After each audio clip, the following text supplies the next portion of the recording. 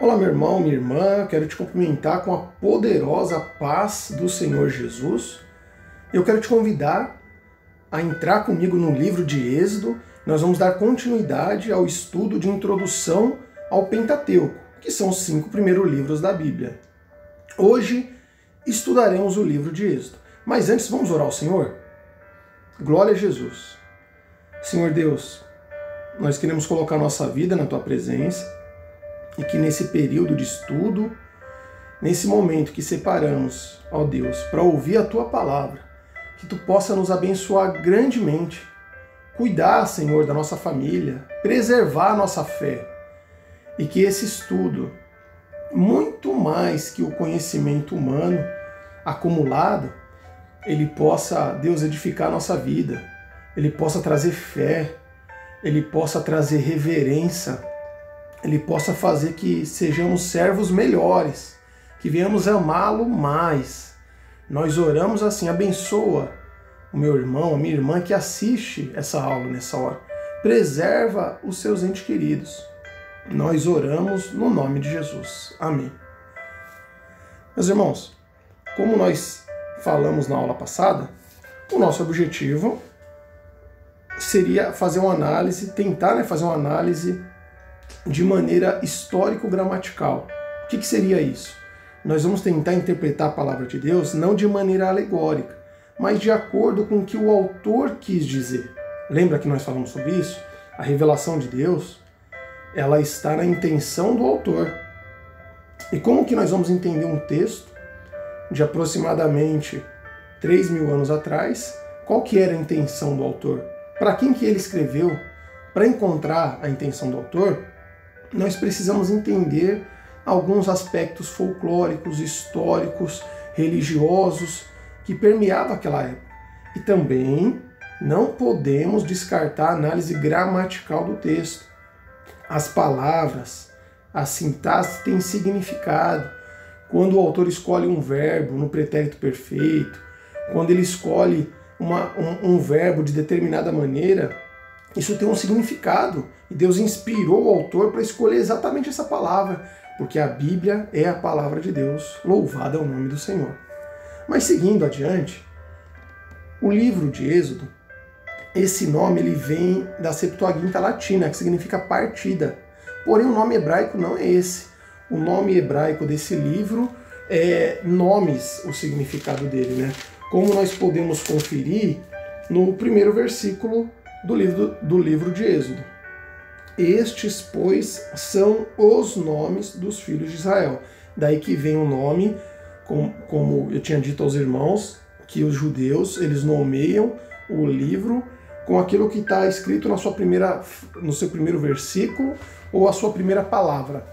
Então o nome desse livro é Nomes, o autor é Moisés, o local foi escrito no deserto, a data é entre o século XV e XIII a.C., aproximadamente 1.500 anos antes de Cristo ou há 3.500 anos atrás, e chegou até nós. Louvado seja Deus, como Ele foi bom conosco. Meus irmãos, o que eu vou falar agora não está na Bíblia. É uma inferência, que nós podemos dizer, talvez até mesmo uma dedução, porém isso não se encontra na Bíblia. Mas alguns estudiosos, o que eu vou falar agora, eles entendem dessa maneira, apesar de não ser algo unânime. Existem outros estudiosos que entendem de maneira diferente.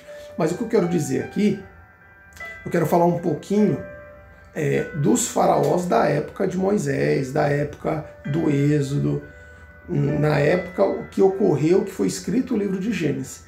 Acredita-se que ocorreu aproximadamente na 18ª dinastia. O primeiro faraó dessa 18ª dinastia foi Amoses I. Esse rei, ele derrotou um povo chamado Ixos. E o que é importante saber? Porque os Ixos não são egípcios. Eles são estrangeiros asiáticos que invadiram uma parte do Egito. E Amoses I conseguiu recuperar novamente, né, o sul ali do Egito. E por que eu estou dizendo isso?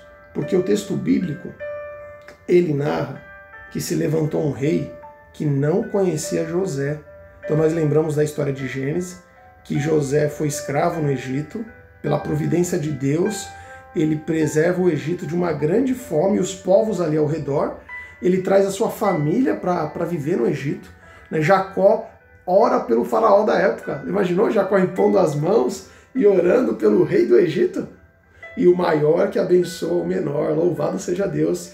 Um faraó recebeu a imposição de mãos, a bênção de um servo de Deus. E ali o povo prospera, porque José ficou famoso, nós conhecemos a história, não é preciso repeti-la. E faraó faz bem ao povo hebreu e dá ali a terra de Gósen. De Gósen a descendência de José. Mas a Bíblia diz que se levanta um rei que não conhecia a história de José. Então há uma discussão em torno disso. Provavelmente quando os Ixos passam a reinar próximo ali de Gósen, eles não conheciam a história de José, pode ser que eles tenham sido o povo que escravizou ali os hebreus. Ou então, Amós I ou algum outro faraó, algum outro rei dessa dinastia. Por quê? Porque como eles foram ali invadidos por povos estrangeiros, agora havia um receio dos povos estrangeiros tomarem novamente o reino, por isso vamos submeter esse povo à escravidão. Então, Aminós I foi o rei da 18ª dinastia, aproximadamente 1550 a.C., que derrotou e expulsou os estrangeiros asiáticos Ixos. Depois dele, ali o faraó Amenófis I e depois Tutemis I. Acredita-se que esse Tutemis I, não sei se eu estou pronunciando o nome corretamente, tá? Os irmãos podem me corrigir, que foi na vida dele que nasce Moisés. Ou seja, talvez ele tenha sido o faraó que mandou as parteiras, mandou as mães jogarem as crianças no rio, no Nilo. E aqui uma informação interessante. Esse Tutemis I, ele tem uma filha chamada, não sei se eu vou pronunciar aqui corretamente, tá? Hatshepsut. Ela era a filha de uma das suas concubinas e acredita-se que foi ela que adotou Moisés. Ela é a suposta mãe de Moisés. E aí é achado, nós temos na história o templo que ela constrói. Ela governou o Egito por um momento também. Essa mulher, essa rainha, eu não vou querer falar o nome dela novamente, se sabe da história que ela só teve filhas, né? E existe, deixa eu passar aqui para os irmãos ver, existe no templo dela, que é o pilar da capela de Hathor, no templo de Hatshepsut, no templo dessa rainha. Esse pilar é de um deus da maternidade. Provavelmente, eu já vi até alguns pastores falando isso, alguns teólogos, provavelmente ela pedia ali aos seus deuses um menino para que governasse sobre o Egito. E ali, quando ela encontra Moisés nas águas, se entende, né? Como estou dizendo para os irmãos, isso não está na Bíblia, são induções, né, deduções, são hipóteses, mas se alguns estudiosos entendem que ela acredita que os deuses que enviou Moisés a ela, que ele vai ser o sucessor do Egito, o futuro faraó, que ele vai ser um grande rei, que ele será um grande rei, e ele é criado para ser faraó. Deixa eu voltar aqui. Depois dessa rainha, suposta mãe adotiva de Moisés, começa a reinar aqui o possível faraó do Êxodo, Tutemis III ou Tutemoses III. Em 1457, aproximadamente, de 1457 a 1425 a.C. E é interessante que o filho dele, Amenófis II, ele não é o filho primogênito. Parece que o filho mais velho dele, o filho primogênito, morreu de uma maneira misteriosa, que seria acometido pela 10ª praga, a praga da morte do primogênito. Então alguns estudiosos entendem dessa maneira. Tem até um texto aqui que eu copiei, era aqui de Aminof II, que ele era filho do faraó Tutemis III, de uma esposa secundária, e não era o seu primeiro filho, primogênito. Esse Aminof II tem que é filho do faraó de Êxodo, tá? Tem uma história curiosa a respeito dele. Certa vez ele estava dormindo perto da esfinge, tá aqui a imagem, que é o corpo de leão e a cabeça de um ser humano. E essa esfinge, na época dele, estava coberta por areia. E ele tem um sonho que se ele desenterrasse a esfinge, ele seria faraó. E aqui tem a estela do sonho, que é essa placa que está aos pés da esfinge. Que eu também tenho a cópia dela, que eu colei aqui no meio das duas figuras, né? Deixa eu pegar aqui para os irmãos ver. Deixa eu ver se dá para eu riscar aqui. Não vou conseguir. Aqui. Seria essa placa aqui. Aqui, ó. Aos pés da esfinge, né? Então ele escreve esse texto, que ele teve esse sonho, e ele, mesmo não sendo primogênito, ele realmente vira rei. O próximo faraó. Uma história curiosa, né? Por isso que eu coloquei aqui. Enfim, então, na era de Tutemis I, nasce Moisés. Depois disso, a sua filha, a rainha Hatshepsut, a suposta mãe adotiva de Moisés, adota Moisés, e Tutemis III foi o faraó, o possível faraó do Êxodo. Aqui tem a foto dele, né? Seus irmãos podem ver. E também uma curiosidade, o corpo dele não foi encontrado. No lugar dele, no seu sarcófago, foi enterrada uma outra pessoa. Se sabe que não foi encontrado o seu corpo.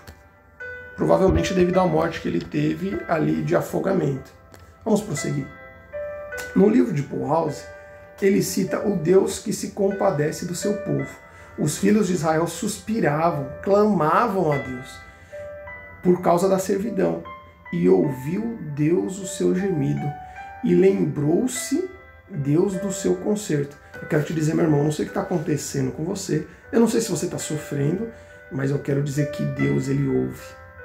E aqui se lembrar, não que Deus havia esquecido, mas através de uma linguagem humana, Deus está dizendo, agora é o momento que eu vou socorrer o meu povo. Quem sabe é hoje que Deus vai te socorrer. Louvado seja Deus. Passando aqui, Paul House ele escreve o Deus que revela, chama e promete, fazendo menção do chamado de Moisés. Então, Deus ele se revela a Moisés como o eu sou, ele chama Moisés, um chamado maravilhoso, nós conhecemos a história, e ele faz promessas para Moisés. Eu tenho certeza que Deus tem chamado muita gente, e Deus tem feito promessa à sua igreja, a você. Seja fiel a Deus, ele vai te honrar. E aqui um significado do nome de Moisés, um possível significado egípcio, tá? Filho das águas ou nascido das águas. Talvez eles queriam fazer a menção a um deus, a Tut. Então seria nascido do deus Tut, nascido de Tut. E também Paul House ele fala do Deus que leva a aliança a sério. Então, eu não queria nem colocar esse trecho, que é o trecho mais polêmico da Bíblia. É quando Moisés está saindo, está voltando ao Egito, ouvindo o chamado de Deus, e a Escritura diz que o Senhor o encontrou e quis matá-lo. E os estudiosos entendem que isso ocorreu porque ele não tinha circuncidado seu filho. Ou seja, ele não estava cumprindo ali a ordem do Senhor. Então, uma coisa muito importante, meu irmão. Para acontecer coisas grandes na sua vida, na minha vida, na vida da igreja, nós precisamos cumprir de maneira integral as ordens de Deus. Lembrando que Moisés, ele aproximadamente saiu do Egito com 40 anos. Então ele ficou até os seus 40 anos estudando, se preparando para ser faraó. Depois disso ele passa 40 anos no deserto, cuidando de ovelha, sendo paciente, aprendendo como viver no deserto. E quando Deus o chama, sabe o que ele fala para o Senhor? Eu ainda não estou pronto. E fica aqui para reflexão. Será que você está pronto para fazer a obra de Deus? Esse homem com 80 anos foi chamado. E depois dele ter sido treinado na literatura egípcia, ter sido treinado na arte da guerra, para dirigir exército, né, sabendo plantar. Depois de tudo isso, Senhor, eu não estou preparado. Meus irmãos, quanto mais nós nos aproximamos de Deus, nós vemos que nós nunca estaremos preparados, que só através do poder de Deus, só através da sua graça, que seremos capacitados para realizar a sua obra. Então seja humilde, não ache que você sabe muito, pelo contrário, se coloca numa posição de humildade e Deus vai te chamar e vai, através da sua vida, realizar grandes feitos. Aqui são as pragas do Egito e o Deus que liberta. Meus irmãos, essas pragas, de uma maneira talvez secundária, ela acabou atingindo algumas divindades do panteão egípcio. Então, por exemplo, o rio Nilo se transforma em sangue. Então, o Nilo era adorado ali no Egito, né? A praga das rãs, a deusa Hekt. Hekt era a deusa ali da prosperidade. Se eu não me engano, não está aqui, mas Hekt era também a deusa da fertilidade, apesar de não estar aqui no slide. E os irmãos imaginam a saia justa que os egípcios ficaram. Agora eles matam as rãs, que representavam os seus próprios deuses, a sua deusa. Eles tiveram que matar os seus próprios deuses, uma ironia daquilo que Deus fez. Ó, vocês não adoram esses deuses? Agora você vai ter que matá-lo porque eles estão empesteando aí as vossas casas.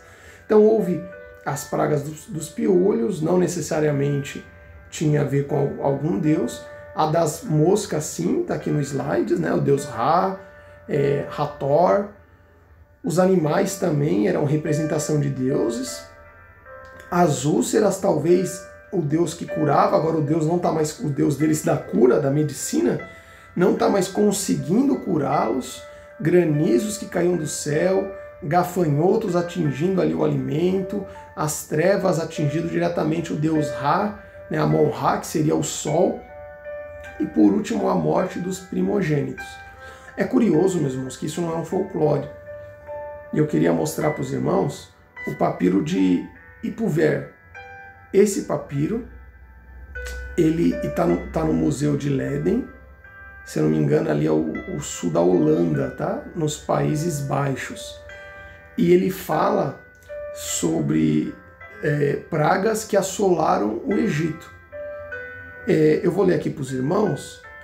Ele fala do rio transformado em sangue, ele fala de granizos destruindo plantações, de pestes de animais, de escuridão, lembrando ali da nona praga, né?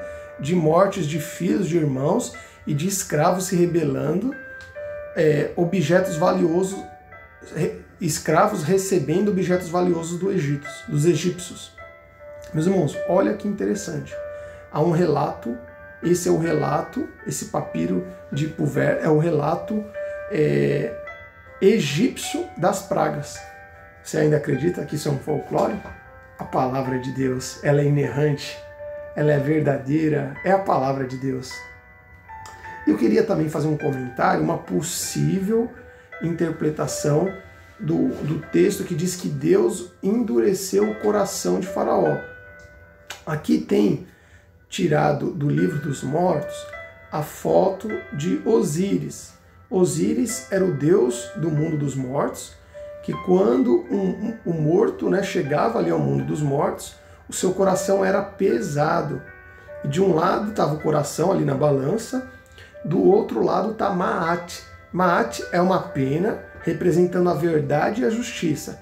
Se o coração pesasse mais que a verdade e que a justiça, essa pessoa era condenada por Osíris, que tem ali o corpo humano e a cabeça de um lobo. Então tem aqui o versículo bíblico. Então disse o Senhor a Moisés: o coração de Faraó está obstinado. recusa deixar ir o povo. Êxodo 7,14. Essa palavra obstinado, em hebraico está escrito kaved. E a tradução literal desse termo é pesado. Então Deus está falando, o coração de Faraó está pesado. É como se dentro do folclore egípcio, dentro da cosmovisão ali da religião dos egípcios, Deus está falando conforme a linguagem dele, como um missionário que precisa falar conforme a linguagem do povo que ele está evangelizando. E ele fala dentro dessa lenda, né, do Egito, olha, eu julguei Faraó e o seu coração está pesado, o seu coração está duro. Então é nesse sentido que Deus endurece o coração de Faraó. Não que Deus determine e faz o coração dele ficar duro, mas que segundo as crenças do Egito, o coração dele já estava pesado, e quando ele chegasse ali, possivelmente, né, segundo as lendas e folclore do egípcio, volto a ressaltar, não que isso exista, tá? Mas é a maneira de Deus falando com eles, usando aquilo que eles conheciam. Então, olha, seu coração está endurecido, o seu coração está pesado, e por isso você será condenado. Tem aqui a frase do Paul House, que ele diz assim: Deus revela-se Senhor da história ao predizer a oposição do Faraó à independência israelita. Então ele usa essa questão do endurecimento de coração, ele entende que seria a presciência de Deus. Aqui, meus irmãos, é uma foto do site que eu coloquei, que eu busquei aqui a palavra kaved. Deixa eu pegar aqui. Aqui, ó, meus irmãos. A palavra kaved. Deixa eu segurar aqui. E eu coloquei, eu não tenho um lexo aqui, mas eu coloquei no Google no Google Tradutor, do hebraico para o português. Você pode fazer isso na sua casa, que vai dar a palavra kaved, não vai dar obstinado, vai dar pesado. Não é que foi traduzido errado, tá? É que obstinado faz sentido se você não sabe dessa história de Osíris. Vamos voltar aqui. Aqui é a foto do Livro dos Mortos, o Deus que reage ao Faraó impenitente. Então, o endurecimento do coração é uma reação à persistência, à obstinação de Faraó contra Deus. Não foi Deus que endureceu o coração de Faraó, mas Deus julgou o coração de Faraó duro como pedra, pesado, segundo o folclore egípcio. Legal, né? Eu fiquei muito feliz de ter recebido essa informação. Aqui, meus irmãos, é uma foto do livro que tem aqui na descrição, um livro francês, que seria Os Segredos de Êxodo, de dois irmãos, Roger Sabah e Mesod Sabah, né? E esses irmãos, eles encontraram, aqui seria 12 deusas apontando seus dedos para o mar, pronunciando palavras mágicas e, pasmem, abrindo o mar, manipulando as águas. E aqui no caso é da cultura, da cosmogonia egípcia, saindo uma deusa do mar, que é Apófis, que é uma cobra, que é uma serpente, tá? Eu peguei essa foto aqui no Google, tá? Se os irmãos quiserem procurar. Mas o que eu quero dizer? Existem outros relatos que eu não encontrei referência, e por isso que eu não coloquei aqui, de pastores também que apontavam seus cajados, apontavam os dedos para águas e manipulavam as águas. Esses relatos, eles vêm dos escritos do Caixão, que foi encontrado também mais ou menos nessa época da 19ª, 18ª dinastia.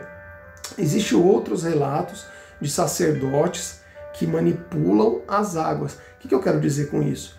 Que ali a abertura do mar, dentro do folclore egípcio, eles acreditavam que era muito poderoso aquele que manipulava a água. Então eu imagino Deus mais uma vez falando com os israelitas e com os egípcios, né? Vocês acham poderoso aquele que abre, aqueles que manipulam a água? Então eu vou abrir o mar para que vocês entendam que eu sou o verdadeiro Deus, o único Deus, o Todo-Poderoso. Aqui também uma possível interpretação da Páscoa, no capítulo 12 de Êxodo, onde Deus ele pede para Faraó, para para o seu povo, para os hebreus, desculpa, corrigindo, passar sangue nos umbrais das portas, né? Aqui tem um umbral de porta egípcio, ele era cheio de inscrição. Era muito comum, naquela época era valioso o seu nome. E para você se perpetuar na história, era costume deles escrever os seus nomes, o nome dos seus deuses, as suas crenças, as suas oferendas nos umbrais das portas. Então uma possível interpretação aqui também seria de que Deus está falando, olha, vocês precisam apagar o passado de vocês, a crença que vocês tinham nos deuses egípcios, para que vocês não sejam mortos quando eu passar pela terra para matar o primogênito. Então apaguem dos umbrais da porta o nome de vocês, daí seria o passar-sangue. Era muito comum, quando um faraó ele assumia o trono, se ele fosse adversário, tivesse uma desavença com o faraó anterior, ele raspava, ele apagava aquilo que dele tinha sido escrito. Aconteceu isso também, apagaram muitos relatos da suposta mãe de Moisés que reinou. E isso também podemos entender através disso, aquela frase de Moisés, Senhor, risca meu nome do livro da vida. Interessante, né? E um outro detalhe aqui que eu quero falar para os irmãos, o nome do Mar Vermelho também não está na Bíblia hebraica. Na Bíblia hebraica está Mar de Juncos. Mas uma outra oportunidade eu explico para os irmãos o porquê. Aqui é outra foto que foi encontrada, né? Seria o livro de Amudat. Esse livro, parecido com o livro dos mortos, que eles ensinam a pessoa a trajetória até chegar a Osíris, né? Ele fala o seguinte, palavras ditas por Horus, aos afogados, aos que mergulharam, aos que flutuam sobre a face de o mar, aos que estão no abismo da Duat. Ó, vós que estáis submersos na obscuridade, no abismo, cujas mãos cobrem o seu rosto. Ó, vós cujos rostos estão mergulhados na Duat, cujas espinhas dorsais fincaram na inundação. Ó, vós que nadais no abismo, flutuando, estendidos sobre as suas costas, com o rosto voltado para trás, que haja ar para vossas almas, para que elas não se asfixiem, que os vossos braços reinem sem estar oculto, que possas abrir um caminho reto no abismo com vossos pés, sem que vossos joelhos estejam ocultos, que possais sair da inundação, vossos corpos não cheiram mal pela putrefação, vossas carnes não estão em decomposição, tendes o poder sobre as vossas águas, respirais, porque tenho decretado, vós sois os que realmente estás na inundação, os que foram afogados por seguirem a minha carne que traz vida. Aqui é um relato, um trecho desse livro, que relata o exército que morreu afogado no mar por seguir Faraó. Os irmãos acreditam que tem esse relato nesse livro de Amiduat? Então, mais uma vez comprovando o relato bíblico. Agora eu quero mudar um pouquinho de assunto e falar do decálogo, dos 10 mandamentos. Então disse o Senhor a Moisés, sobe a mim ao monte e fica lá, e dar-te as tábuas de pedras da lei e os mandamentos que tem escrito para os ensinar. Em Êxodo 24:12, você pode acompanhar na tua Bíblia. Vamos relembrar? Primeiro mandamento, não terá outros deuses diante de mim. O segundo, não farás para ti imagem de escultura, não as adorará. O terceiro, não tomarás o nome do Senhor em vão. Os irmãos observam que até aqui parece que esses mandamentos eles são relacionados a Deus, né? Talvez a gente possa colocar o quarto também, né? Lembra-te do dia do sábado para o santificar. Então esses mandamentos é como se fossem mandamentos do homem para com Deus, os seus deveres para com Deus. E o primeiro é não adorar outros deuses. Nós sabemos que todos os povos eles acabam criando dentro das suas religiões, das suas crenças, que existe vários deuses, panteões. Isso existe hoje ainda no catolicismo. Existem dezenas de religiões mas é um mandamento que Deus ele coloca. E honra pai e mãe. Alguns acreditam que se a pessoa cumpre esse mandamento, honrar o pai e a mãe, ele vai honrar o seu próximo e não vai matá-lo, que seria o 6º mandamento. Se ele honra o pai e mãe, ele vai honrar o seu próximo e não vai desejar, né, adulterar com a sua esposa. Se ele honra o seu pai e mãe, ele também vai honrar os bens do seu próximo e não vai furtar. Se ele honra os pais e mães, ele não vai dar falso testemunho. Alguns dizem também que o último mandamento ele é, digamos assim, a chave para o cumprimento de todos os outros, o não cobiçarás. Quando você não cobiça, você não mata o seu próximo, você não cobiça a vida do seu próximo, você não o mata, você não cobiça a mulher do seu próximo, você não adultera, você não cobiça os bens do seu próximo, assim você não furta. E eu fico mais assim com essa questão do honrar pai e mãe. E você tem honrado seu pai e sua mãe? Ou você tem algo pendente? Não fala com o pai, não fala com a mãe? Honra o teu pai e tua mãe, para que vivas muito sobre a terra. Louvado seja Deus. Continuando aqui, Paul House ele fala sobre o Deus que habita com Israel, citando ali os tabernáculos, um assunto que eu não quero entrar, mas apenas abrindo um parênteses, Deus habita com o seu povo. Deus habita conosco, nós somos o templo do Espírito Santo. O desejo de Deus é se relacionar com o ser humano, não é ficar longe. Deus que tem ciúme do seu povo, Êxodo 32. É engraçado essa questão do ciúme, porque o povo viu sinais, prodígios e maravilhas. E quando Moisés sobe ao monte, fica ali 40 dias e 40 noites, o povo acha que Moisés morreu e cria um Deus, já anulando ali o 1º mandamento e o 2º mandamento.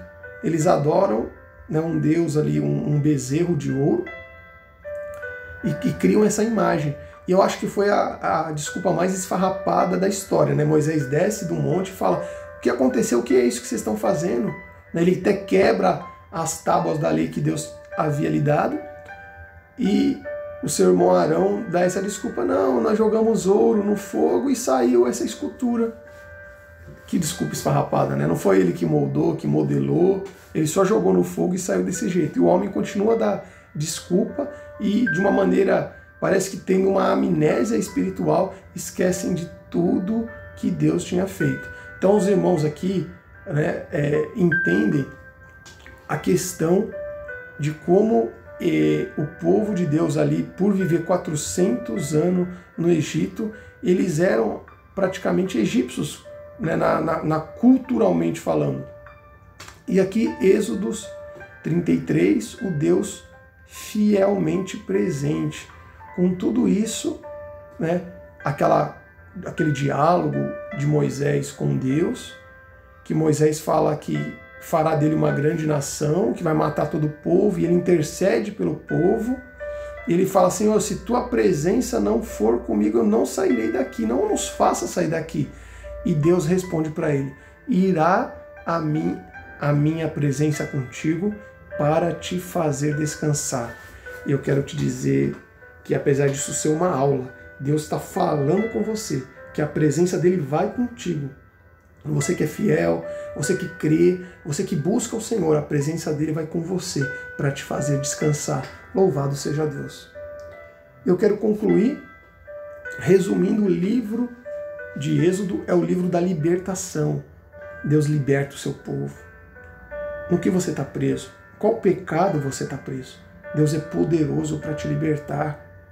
Olha que maravilha, Deus falando com o povo segundo a cosmogonia, segundo o folclore, segundo a religião egípcia. Olha que Deus, como ele nos ama a ponto de falar conosco segundo as nossas crenças.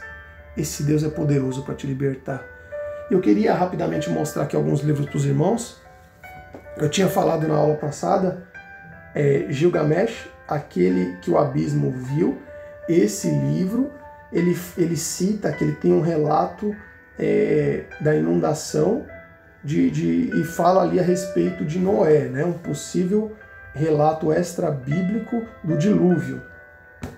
Aqui é um comentário bíblico do Antigo Testamento, versículo a versículo. Esse comentário ele é interessante, ele traz algumas curiosidades, porém ele é um livro assim que parece que ele tenta explicar tudo de uma maneira racional, ele tira toda a espiritualização, tá? Muito bom manual bíblico SBB, tá? Eu recomendo esse aqui para os irmãos ter, é um livro mais simples, mas com bastante conteúdo. Entendendo o Antigo Testamento, um livro fininho, fácil de ler, que é o resumo de cada livro do Antigo Testamento. Esse livro é fantástico, muita coisa de curiosidade, Gilgamesh, essas curiosidades que eu falei para os irmãos do Egito, tem aqui, tá bom? Panorama do Antigo Testamento, editora Vida Nova, do Gleason, tá? Vou mostrar para os irmãos, não sei se dá para ver. E é isso, meu irmão. Tem... quase me esquecendo, né? O principal livro aqui que eu utilizo é esse daqui, ó. Teologia do Antigo Testamento, de Paul House. É um livro que ele pega mais aspectos teológicos que seriam os títulos que eu tenho dado aos slides, tá? Tem outro livro aqui, que eu também uso, Conhecendo Melhor o Antigo Testamento. Também é um resumo bem gostoso de ler. Esses aqui eu tenho em PDF, se os irmãos precisarem, vocês entrem em contato comigo. Irmão, fica com Deus e eu te vejo, se Deus quiser, no livro de Levítico, o livro mais cristão do Antigo Testamento.